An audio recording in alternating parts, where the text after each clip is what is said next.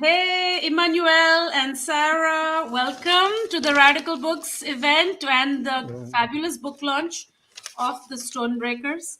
Congratulations. Thank It's you. a fantastic translation, and of course, it's a brilliant book, and that's why it's also a great translation.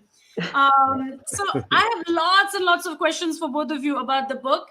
But I am going to start by telling our people as they gather on YouTube, Facebook, Twitter, just to read a tiny biography of the both of you. So, bear with me. Okay, so born in the Republic of Congo, Emmanuel Dongala is a writer, but he's also a scientist. Specifically working in chemistry. I think I know that. And you came to the U.S. in 1997 during the Civil War in your native country, and worked at Bard College and later on at Simon's Rock, where you were teaching until 2014. Emmanuel Dongala was a Guggenheim Fellow of Fiction in 1999, and The Stonebreakers is his fifth novel. His previous novels include Johnny Mad Dog, which I used to teach all the time to my students, Little Boys Come from the Stars, The Fire of Origins, and the beautiful musical one, The Bridge Tower Sonata. Dongala is the recipient of the 2011 Prix Amadou Kourouma, and Bridgewater Sonata was also shortlisted for the Prix Albertine last year. After a long time spent in the US, you are now living in Paris, France. Welcome to our wonderful book launch. And a little bit about Sara Hanaburgh, which is very funny for me to read this because Sara is my dear friend. She is a scholar of French and Francophone African literature and cinema. And she speaks 1 million languages, and they include French, Portuguese, Spanish, and English. And she can translate from all of them. So Sara and I started the translation journey together, but she has achieved way more since then because she and I translated Kavina by Babakar Boris Diop in 2016. And after that, Sara went on to translate Angèle Rawiri's novel, The Fury and Cries of Women. And she writes all the time about film and literature in Africa as a Country, in Warscapes, in the Savannah Review, and is also editing a fabulous volume on the history of adaptation of African literature onto the screen. And I think you're teaching at Fordham University at the moment, Sara. All right, welcome both of you. And congratulations on this incredible novel. Thank you. Yeah. Thanks so much.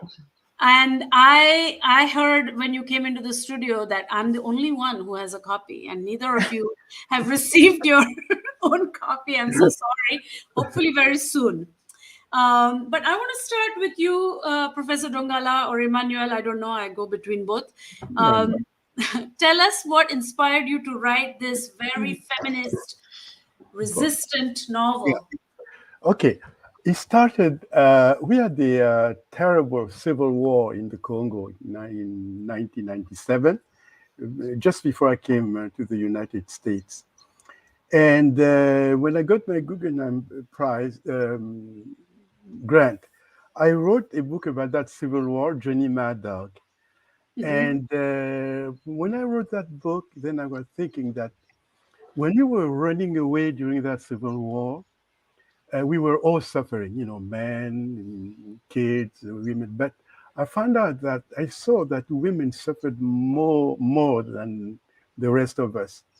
In other words, because men, if you can imagine men just running away, practically the hand in the pocket, while the women were carrying lots of heavy things in the hair. They were carrying babies on their back, and then when we were attacked, we were fleeing away, and the women have this specific torture called the rape, they were. And so I found out that these women really, really suffered more than we did.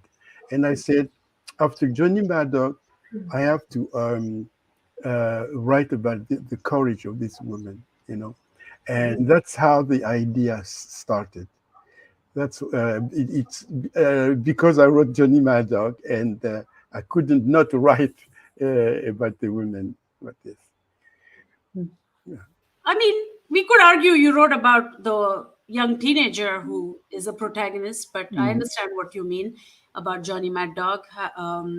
But also, it wasn't inspired by any particular strike or any particular event.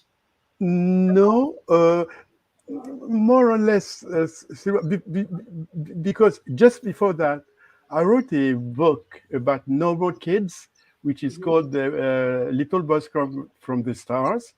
There were normal kids growing with their parents and all that. But Johnny Mad Dog, it's really because of this civil war, because I saw these kids, one morning you wake up, you see these kids with guns, and the guns taller than they are, and you're just wondering that they have no parents. Where do they come from, And they were bullying adults. And then, and you feel completely powerless in front of these kids, 12, 13, 14, but they had guns. And so I said, it's like the word is the turnaround. Instead of adults, giving orders to kids, it's the kids with the guns. And we were all scared of this, of these young kids. Wow. That's a completely dysfunctional society. That's why the idea came from that. And but however, there were some other kids who were really resisting and all that. Actually, I started the book with one person, Johnny Mad Dog. Then after a while, I found out that there's a pendant, a part which is missing. That's why I started hearing the voice of the young women. That's how it is, two voice novel. Right. Okay. That's great. And I'm glad for it. We need more novels like that. Sara, I know your reading is so extensive in African literature, particularly, I would say West Africa, but I think you are much more wider read than that. What attracted you to this particular novel? I think when you commit to a translation, you have to fall in love with the world, of the novel. What sort of brought you in? What sucked you in? Yeah. Thank you for the question. Actually, before I answer, I just really want to say thank you again, Bhakti, and thank you to the Radical Books Collective, which I fully support and I love. And also I want to say thank you to Emmanuel for, collaborating with me, which, and thank you to Tim Schaffner of Schaffner Press, who is an amazing publisher, and I was so lucky to work with him and Emmanuel, and thank you to Lauren Sarand also for getting the word out about our book and our events. So I just wanted to start with that. I second that. Great. Very good. So our thank yous are done, and now the novel. You'll be like, oh, this is what you liked, but I'm going to explain. I mean, what drew me into the world of this novel and what I love are the characters, and they are really, they're passionate characters, they're lovable characters. I actually taught a chapter from the French to my students, and one of the students jumped up at the first day we were reading. I was like, did you understand the passage? And she jumped up and was like, I love this character. I'm totally with her, And I think that was Moyalo. And, she just was like, they're very compelling characters. So I fell in love with the characters, the story. And also I really love there's kind of like a multimedia narrative texture to this novel, which I really love. It keeps you going. So, there are 16 women for the characters. They come from all corners. So they come from completely different regions and, backgrounds, like culturally. And they also from this imaginary country. And then their stories are very different. You have one coming from who was formerly, this super successful businesswoman trading across Asia, stopping in Dubai on every trip and, doing all this kind of international trade.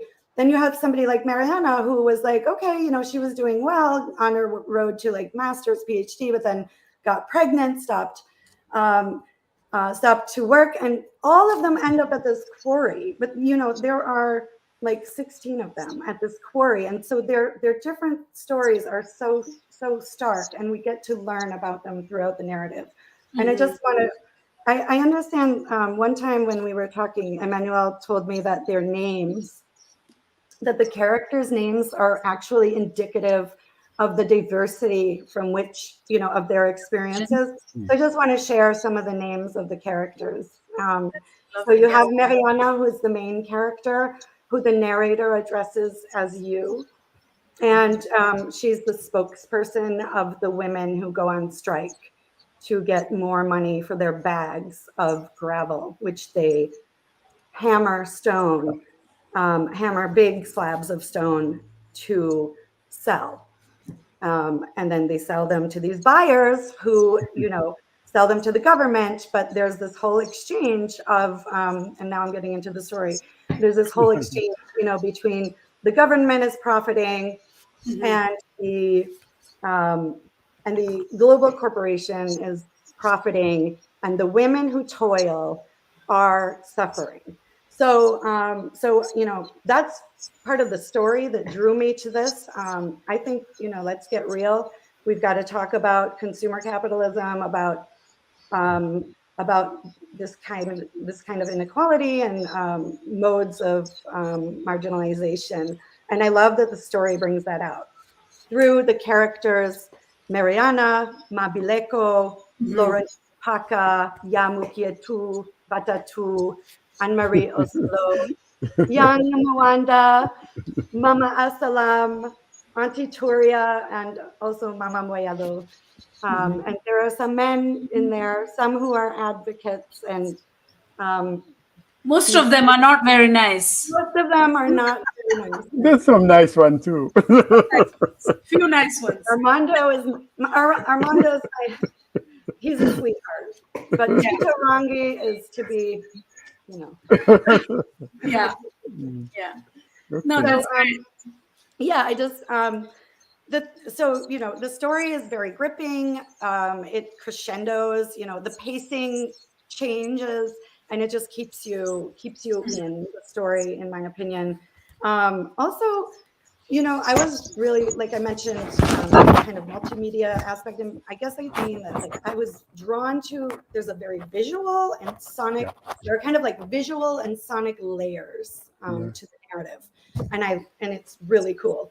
So that's what I love. So you have like radio clips of like international news that sounds like the BBC or RFI, that Mariana listens to, and you're, as a reader, you're listening to the radio with Mariana, Right. and then the narrator is telling you like you're listening to the radio.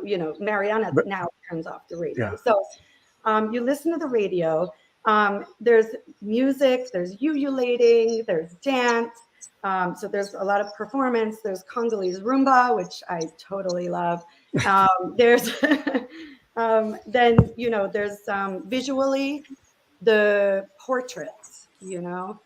Emmanuel like paints with his pen these portraits of the women, and it's not only that he paints the portraits as the story of the protest moves along, and all of that, all of the details of the story, but some of them just stick with you. And one of them that sticks with me is that there's this silhouette. It's like a very detailed silhouette scene of Mabileko, and she Mere sees her silhouette like up against the crest of this hill, and the scene ends in like a fade out. It's really visually stunning. And then you also have like the portraits, which I'm calling portraits, where the part of the chapter might say, and then Mariana and then the women all take their places at their stones and start hammering, and you just have like you're just seeing like realism in a painting in front of you as you read. So those are why I Yeah. love it. But all the women are not nice because remember the one who hurt I don't know which one the the, The man, Lorettine the Papa, I think who uh, uh, the, who was jealous. Mm. oh yes, Yes. So. yes, the Yeah. one, yes, Yeah. But Yeah. I want to come back to the that's true. radio. That's true. Yeah, that's true. So women, they're not all angels. Well, I They're mean, There's not women, perfect. women are complex and wide-ranging That's creatures. right. So, but I would like to come back to the radio because it's very important, the radio, because I wanted my ambition to write the suffering of all the women all the world. But since I was focusing in Africa, I said how to bring the suffering of other women of the world in the novel. So I use the radio. So the radio is talking about what's happening, in Pakistan, in Somalia. yeah, So to bring, the what the world. happened, for instance, in Congo, for instance, they don't lapidate women for adultery, but the lapidation exists. How do I bring it in the story by the radio? In Congo, we don't mutilate women. How you call it? Mutilation, all that. But Yeah. women suffering. I have to talk about it. So the radio, I use it to bring the other suffering of the women, which are not happening in the area I'm writing about. Right. Just to follow up very quickly on a question, Sarah was talking about the visuality of the novel, the portraits and things like that. And I remember that the original title of the novel, the novel was written in 2010, and the original title was Photo de groupe au bord du fleuve, a group by the river. And it is now changed to Stonebreakers, and I agree it's more catchier in English. What is the idea of this group photo? Yeah. Why did you name it that first? Well, And then, Sarah, how did you come with the... Well, no. The choice of the title was the choice of the publisher, the Optime, because because actually a photo de group is just the last scene of the novel, where the women all gather together and have this photo. Or rather, Mariana said, tomorrow I have to go meet all the women. You have to have a group photo, etc. And he thought that the title doesn't indicate the what is the novel, the Yes. heart of the novel. So he wanted something more more stronger, something stronger, and so he chose that title. I don't know what But why did you choose that title first? Why did you like group photo by the riverside? Oh, because for me, it's the solidarity of these women.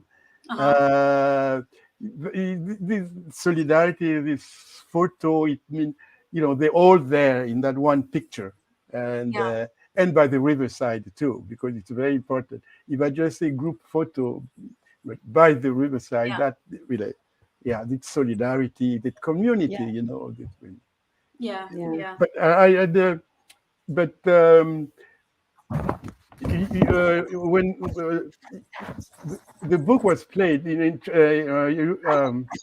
played many times in theaters, they kept the title, and the German translation kept the title, etc., etc. I see. Okay. So Sarah, it wasn't your idea to change it. So it wasn't my idea, no. But then part of it was Tim's idea. Yeah, the publisher. It's great because it immediately tells you what it is. Right. That's right. Yeah. Yeah, and it's true that it's true that the other, but actually some of the theatrical, there were some theatrical adaptations. There was that one in Western France that was called Les Rocailleuses, which really is women. Right? And then there was another one. That's true. I think another title had something that alluded to women stonebreakers in Yeah, French. yeah. Easier Okay, to- in fact, Well, that yeah. would be easier in French, I Yeah. guess, to I thought change. the rocailleuse was good too. Yeah, I What thought. does that Yeah. mean? Did you see I La don't know. Rocailleuse? They invented it. The rock. I don't know, rocailleuse. Oh, okay. Yeah, and actually, it was played at the small town in Western France that it was played like north of La Rochelle is called La Roche-sur-Yon. Yeah. Oh, So I think it was cute that Ah, the maybe. town Yeah. Well, I didn't see that. that's wild. I Um, mean, that's a more fun kind of history to think about how many titles it's Right. yielded. I mean, like there's a simplicity in the way the story is described in the synopsis and things like that. And I think it also reads fairly fast, but Yeah. the second person is very challenging. And this is a very challenging literary form that authors decide on for various reasons, and I think it's quite difficult to translate it into English. So Yeah. I'm going to ask you, Emmanuel, why this second person? What was it doing for you? And then Ah, Sarah, yeah. how did Okay. it go? That's all my problem. That's a problem. So I started writing on the third person, as usual, the omniscient writer who sees everything or character, etc. The third person. But I find it did quite work because that was too distant from this story, and so I wanted to be close to it. So I say, okay, I tell it the first person. And I started writing. Then all of a sudden I discovered that I was a man. So it was, I could get into saying je as the flat of this woman, I. And I wrote the first, I think I wrote 2 chapters with je, I. It didn't sound quite right. I said, what shall I do? And I really let it go for about 2-3 months. And then one morning I said, like, I was hearing this woman telling her story. I said, so what if I could be just the scribe who I'm just there transmitting her voice, just letting her voice heard. The writer is not there. It's just she telling her story to the reader.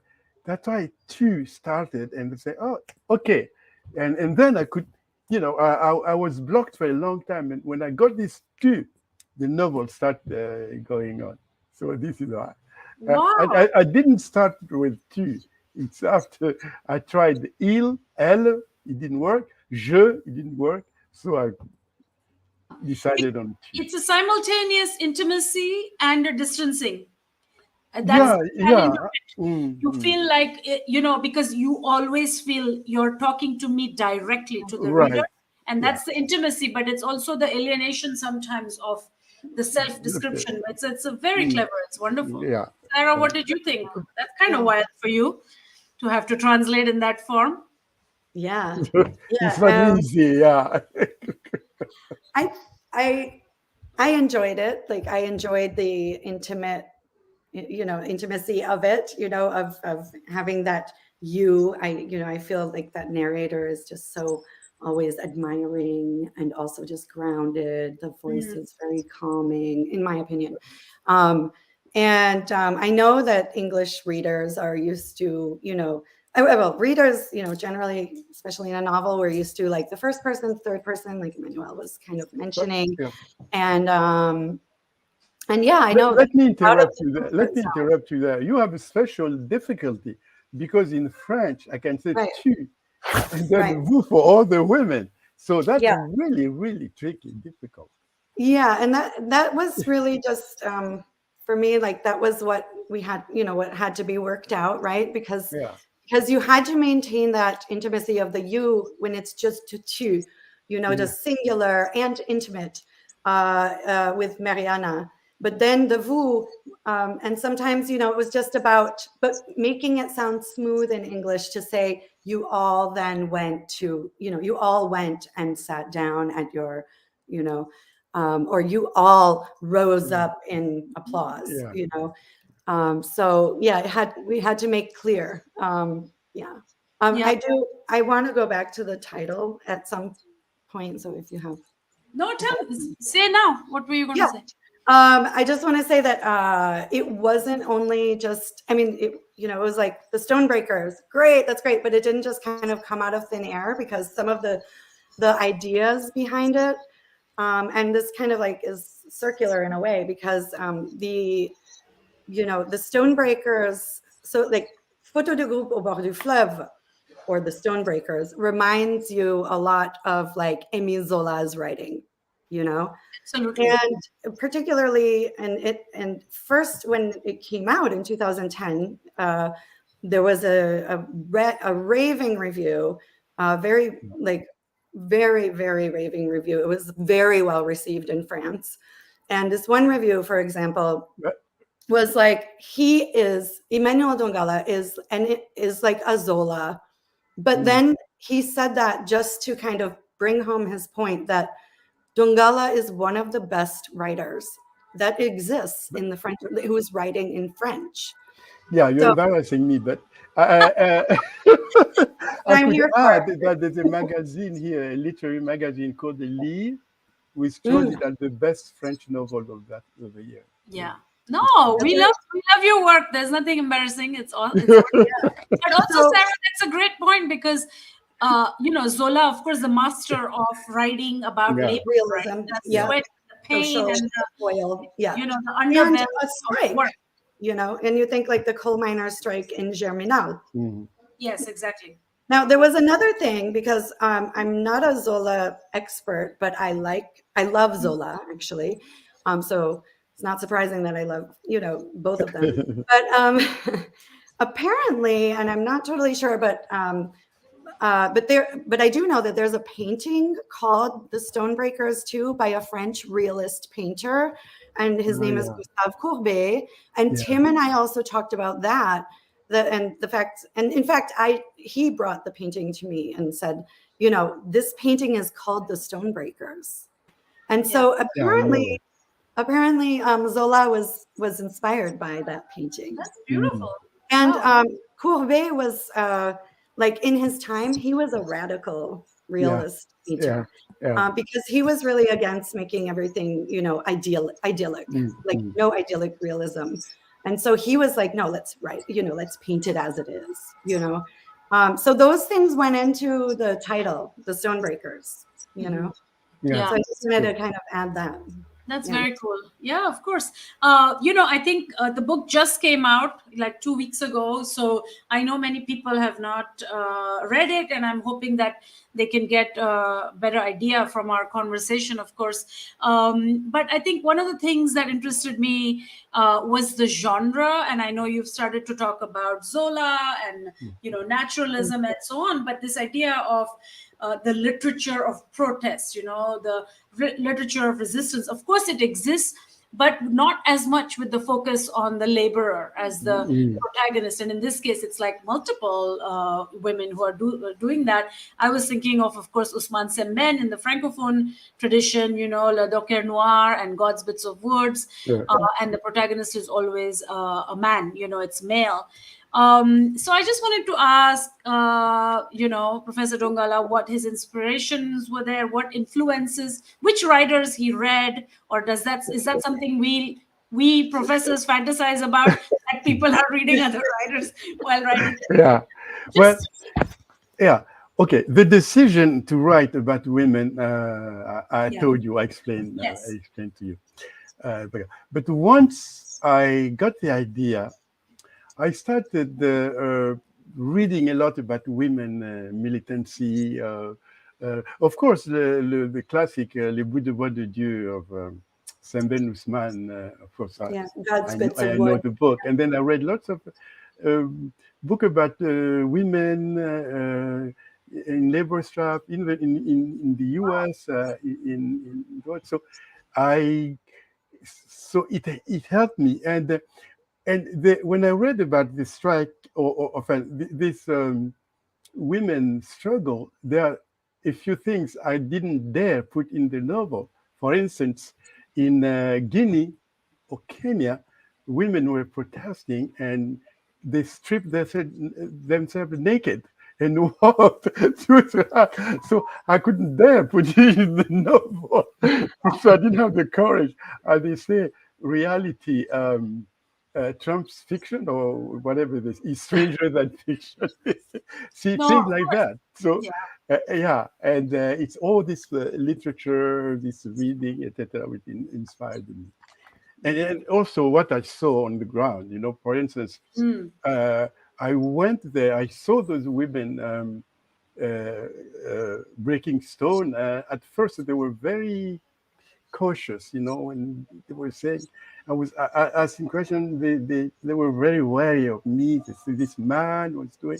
So then I got friendly with them. I brought cold water to them, refrigerated water to them and talked to them. And then finally, um, some kind of confidence came in between us and a lot of conversation with them too. Mm. Wonderful. Yeah. Yeah. You, Sarah, did you do some reading other than Zola? Yes, I did. I did, but I didn't always stick to. I actually read and I watched. I listened, Yeah. and so yes, I did read some Zola, and I also thought a lot more about and watched, and thought more about some Bain.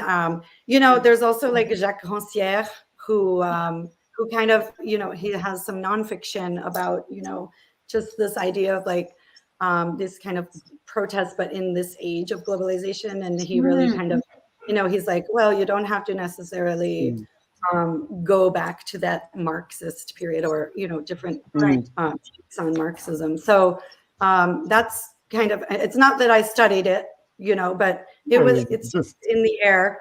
Yeah. But I read a lot, and like translating, a lot of times, you're thinking, sometimes you get probably maybe anyone with writing, but you're like, I hope that my reader is engaged. You know what I mean? Like, how is the quality? mm, It has to be really good. It has to match and it has to be really good.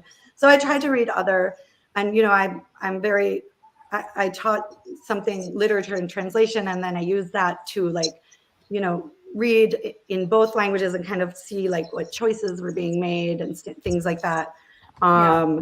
So like also look in that context, like I looked at Marilyn J. Yeager's translation of the Bridge Tower Sonata. The Bridge Tower Sonata actually came out in French after yeah, Photo de Yeah. Groupe, but the translation came out before, this Yeah. one yeah. did. But yeah, I mean, like, but the literary prose, the style is completely different, Different. but Yeah. it's just, it's just gorgeous. And she did an amazing translation with it. So, like I enjoy, Betsy Wings, looking at, a translation of Sylvester Prison by Asia Jabbar is a very good translation. Oh And yeah, I so love that. like, it was helpful for me to kind of like take a distance from what I was doing and then revise, Yeah. and Mm. it's not that the styles were similar, or and then later it turned out that some of the things I was reading were more like intimate. Like I was like reading Miriam Warner Vieira's Julitan, and that's Betty Wilson's translation. Wow. And it's like a super quick read. It's a novella. It's like you read it in an hour or something, or 2 hours or something. But it's like really good, and it's very intimate. Like Yeah. it's about this woman who is reading the diary of this woman, and so it's just like the interiority is something else. So those things were helpful, and Yeah. I watched things too. Emmanuel, one day, it was around International Women's Day, probably in 2021. And he was like, "You have to see this video. It's really cool. Do you remember this, Oh Emmanuel?" yes, yes, yes, yes. Yeah. So I have the name. So basically, it was this women's music group, who called Beto Sala. Mm-hmm. And the group is from Congo, Brazzaville. Mhm. And apparently Beto Sala, and correct me if I'm wrong, Emmanuel, but it means in Lingala, it means let's act, as in let's take action for women's rights. Yeah. Mm. Yeah. So on the occasion of I'm glad I got it right. So on the occasion of International Women's Rights Day, they were singing out and speaking out against domestic violence and educating in, Mm. doing their activists through music. And then Yeah. there was also like a short documentary about them who, which told each of the individual members of the group's stories. And a lot of their stories resonated with the women in the characters in the Stonebreakers. So that was really cool. But I also want to mention that, like, I really got into the Congolese rumba is part of, it's like another layer, another narrative layer, particularly in this scene where Anne-Marie Osolo is dancing, competing with her rival. Yeah. And it's really cool because the music, as I translated, I started, sometimes I have to translate some of the lyrics. They were in French in the original. And sometimes the singing was in Lingala, right? But the music is like amazing. Like Congolese rumba is fantastic. And I made like a soundtrack for myself, and I would translate and listen. And I'm not the kind of person that can usually work and listen to music because it's distracting for me because I pay too much attention to the music. But it's really cool, and it's a really lively scene. And the music adds so much to the cultural, codes that exist. Yeah, absolutely. Yeah. And Yeah. it's just so And good. I have to say to all the people watching that Sarah, you actually were hoping to like DJ as you all read it, but I don't think we're figuring out the technology here is going to not be on our side. But eventually, you should publish something about the music. I mean, that's Right. okay to do. You should. Yeah, and maybe online publishing would be a great place for that. Then you just have links to the things. Yeah, right. Right. Yeah, I want to ask some selfish questions in the sense that I'm very much invested in African literature, the growth of African literature, the way in which it's evolved over the years. Sorry, somebody's sound is. So anyway, so I just wanted to, since I have someone who has had like a longue durée, within African writing, and you've been in academia as well, though I know you weren't teaching literature, Professor Dongala. Yeah. I just wanted to see if you have kind of any idea of how themes of African literature might have evolved in the past few decades. There's a lot more access to, there's a lot more novels being published. There's a lot more writing. There's a lot more access, much more than even when I was in graduate school. So I just want to know, like, how do you see? I know it's a big question. Yeah. Well, the literature has changed so much. At the beginning, very beginning. Yeah. Actually, this African literature written in French or even in English, not that old. It's at least at both. I don't know whether they're even 100 years old. Anyway, the first one, the beginning, at least the Francophone part of it, is they started with this two movement, the negritude, that you have to glorify African past, and then on the other side was the militancy, engagé, anti-colonial literature, etc., etc. And then it moves on in the 60s, where after the independence, now the kind of people were disappointed with independence, and they started these novels like Le Devoir de Violence, Le Soleil des Indépendances, Kuruma, that things weren't going well anymore. And then we move to, and then you have the proto-feminist, which started with Marien Ngouabi, Une si Langlette, etc. And then, but now the writers is more idiosyncratic. They're not really a dominant theme because you take each writers out there and they all subject, from dystopia to historical novel, etc. And it's a very wide range now. And also, and before African literature, it's not a niche anymore. Before, when you go, you have a publisher that specializes in African literature. That's not true anymore. Here in France, all great editors publish African writers and all that. So they have become normal writers, if you Right. want, Yeah, just yeah, yeah. struggling like all of the Yeah. writers, and yeah, Yeah, each my come sense with his story. my sense was what I said before, which is that it's a feeling like this novel is bringing back a sort of an older form that's forgotten. Mm. There's a big debate within African literature studies about how it's like now is the time of like the middle class novel, like middle class problems, like, you know.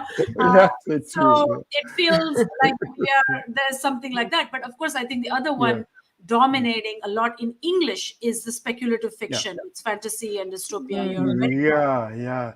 right. Less here in Francophone, even though the lady called Laure Miano, who Okay. came out with a big dystopian novel 2 or 3 years ago. Yeah, it's Who is catching up. this? But Are you talking about Leonora Miano? Mhm. Ah, okay. We are just about to release a podcast with her. I had the pleasure of recording. I'm not part of Okay, it, but yeah, yeah. yes, I saw that. That's correct. L'impératrice Twilight of rouge, yeah, yeah. Yeah, Rouge exactly. impératrice or something like that. Yeah. Right. Oh yeah, So that's yeah. cool.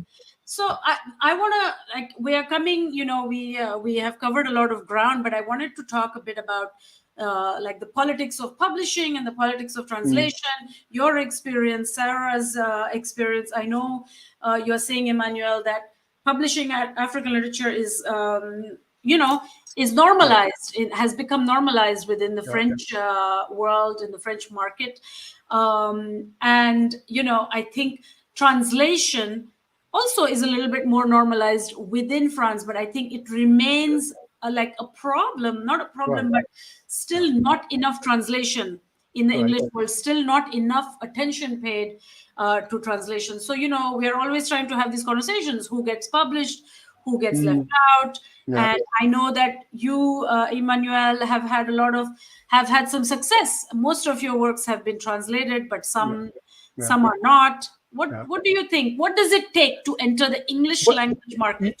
well, I don't know. I don't know what really. I just feel like, because I've written 4 or 5 novels, I've never been translated, and then one year, all of a sudden, within 4 years, I've got 3 books translated by different publishers like Right. Farrar, Straus, and all that, and and uh, and now today, of all my novels, just one has not been translated. So Right. it's just luck. I, I don't know how it happens, and Yeah. uh, but I don't know. Right. The But I've been translated in other languages, so, a dozen languages actually. Wow. But I'm very happy that because for a long, long time I said, when I'm going to be translated into English. And even I had a friend, Philip Roth, is a writer, who tried. He used to help lots of writers from the former communist countries, to be translated in English, and he was successful. And he tried to place my book, Le Feu des Origines et des Langues, he couldn't. So that to tell you. And then all of a sudden, boop, it was picked up, it was translated, and so I Yeah. can tell how. Mhm. Yeah. Yeah. Sarah, what do you think on the other side? Because very quickly, Sarah and I, years ago now, 20 Yeah. years ago, I don't know, were very interested in translating Boris Babakar Diop's Mhm. book about Rwanda, because we were interested in Rwanda. Yes. And in a way, we were not even particularly conscious that he has a big oeuvre of like Yeah. Senegalese, like, type of writing. But we were fixated on this topic. And then that's actually what got him into the English market. And then that Uh-huh. got translated, and then more and more. We did end up Right. doing that one. Yeah. Yeah. So it's a weird, like, logics that bring you in. I agree. Mm. It's peculiar. Yeah. I don't know, Sarah, what do The you think? important to have one work translated, and if it works, then Mm. Maybe. because Johnny Mad Dog worked very well, because Yeah. the Los Mhm. Angeles Times put it in the 10 best books of the year. So Right. and I had reviewed the New York Times review. I went on NPR and all that, so that helped a lot. Yeah, Mhm. Yeah. helped a lot. That's great. Yeah. Yeah. Yeah. Yeah. I mean, on the end of on my end as a translator, I mean, on the one hand, you have commercial books, but not always the place for the literature, right? On some level. And so I have had, more experience actually with like academic publishers, which we did with Kavina, and also which I did with another novel. And this one was with, a small independent press. So, but with both, you have, I guess, advantages and disadvantages. So like with the academic press, they usually have series. Well, some academic presses have African Voices series or African, some type of African literature focused series, which is great, but they still have so it's still marginalized because it's like, exactly. like for example, like you go up on their press site and it's not on their site. You have to find it. You know what I mean? Yeah. You have to find where's your series. It's like my collection of short story called Jazz Event Pan. Was published by academic press. I don't know whether they use University, Wisconsin. It's there, it's available, but it's not visible. In the market. Right. Yeah. It's only visible if you look for it. So yes, right. Exactly. Exactly. But then at the same time, they have a budget for it. On the other, they have a budget for it. They do it. On the other hand, again, I've come into things where like the editor is like, this is a great book. I think, good luck with your translation because I just picked up 2 novels from Senegal and that's all I can do of, either. Exactly. It's a very finite box. Yeah. Yeah. No, it's like independent. We shouldn't even talk about the money angle. It's like that's even more gets even tougher in a way. It's a hit or miss. But yeah, go ahead. Right. And then like with the small independent presses, I mean, usually they have a very focused. You know that because you have one, right? You have a very focused mission. And so like with, with Schaffner, his mission was high literary quality and something that has to do with like social consciousness. And so like, so obviously when you go to a small press, you're going to be like, where would my translation fit, in these presses? But those presses, some of them, I can't give the numbers of Schaffner, but, like some small independent presses really only publish like very few titles in a year, And that's just like anything they're going to publish in general. If their budgets are small, they have to think very strictly. But it's worth it, and the collaboration is amazing. And it's something about working with the author, with the cover designer, with the publisher, and not being just, absolutely. Of course. Okay, we are. I wanted us to not end before we have a little taste of the novel itself, and I was hoping maybe version and an English. I forgot mine just on the table. I just pick it up. Sure, go ahead. Go ahead. Just a short sample. Absolutely. Yeah, we have a short excerpt to share. Lovely. There it is. I have my too, but I don't have the English, so I have the manuscript. Okay, so you want me to read something? Yeah, tell us where in the book it is. Like what happens? What's happening? I think it's just the meeting of the women where they are gathering together and trying to find strategies, to go forward. Yeah. So the women are gaining momentum with their, with their cause. Okay. So, okay, I read. Thank you. Chères sœurs et camarades, nous sommes des femmes qui essayons de gagner notre vie en cassant et en vendant la pierre. Il y a parmi nous des femmes qui sont allées à l'école et des femmes qui ne savent pas lire. Il y a des jeunes et des plus âgés. Il y a des femmes mariées et des célibataires, des veuves et des divorcées. Nous n'attendons pas que l'État nous donne un salaire. Non, nous sommes des femmes actives et tout ce que nous voulons, c'est qu'on nous achète notre marchandise à son juste prix. Les applaudissements de la foule te donnent plus d'assurance encore. Tu veux parler à toutes ces femmes qui vous accompagnent, qu'elles soient du chantier ou pas, mais aussi aux mouchards et aux mouchards de présent. Tu continues en faisant l'historique des 2 jours passés pour ceux qui ne sont pas au courant. Tu parles du nouvel aéroport, de la flambée des prix, de votre refus de vendre, de la violente répression. Et tu continues. L'union fait la force. C'est parce que nous étions des dizaines devant la prison du commissariat qu'ils ont relâché nos camarades, Mukietu, Moyalo, Oselo. Je vous le dis, mes sœurs, ce n'est que de la même façon que nous récupérerons les sacs qu'ils ont volés. Ces hommes qui ont volé nos cailloux pensent que, parce que nous sommes femmes, nous allons nous taire comme d'habitude. Quand ils nous battent au foyer, nous ne disons rien. Quand ils nous chassent et prennent tous nos biens à la mort de nos maris, nous ne disons rien. Quand ils nous paient moins bien qu'eux-mêmes, nous ne disons rien. Quand ils nous violent et qu'en réponse à nos plaintes, ils disent que nous l'avons bien cherché, nous ne disons rien. Et aujourd'hui, ils pensent qu'en prenant de force nos cailloux, encore une fois, nous ne dirons rien. Eh bien, non. Cette fois, ils se trompent. Trop, c'est trop. J'arrête. Wow. Super. All right, Sarah. You have the sync. You're muted. Thank you. Okay. That would have been embarrassing. Dear sisters and comrades, we are women trying to earn our living by breaking and selling stone.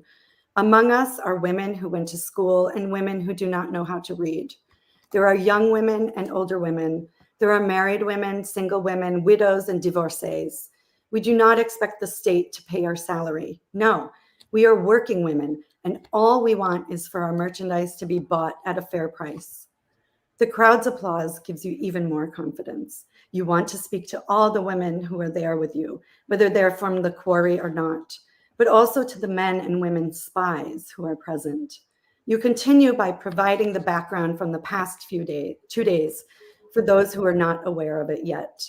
You talk about the new airport, about the upsurge in the price of stone, about your refusal to sell, and about the violent repression. And you continue. Unity is strength.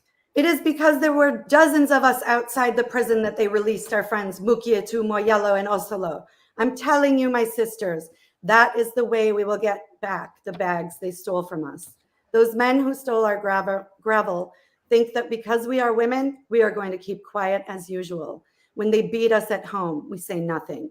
When they throw us out of our homes and take everything we own when our husbands die, we say nothing. When they pay us less than they are paid, we say nothing. When they rape us and we file charges against them and they tell us that we asked for it, we still say nothing. And now they think they can seize our rocks by force. And once again, we will say nothing. No, this time they are wrong. We have had enough. Enough. Wow, fantastic. Thank you so much. That's wonderful. So I'm gonna wrap it up because I think we covered a lot of ground, and the video, I think the Facebook version of this does not work, but the YouTube we will circulate and share. You should as well, and we will send it around. It was a wonderful conversation. Thank you so much for joining us today. Thank you for organizing this. Good to see you both. Thank you. Bye-bye. Bye. Bye-bye.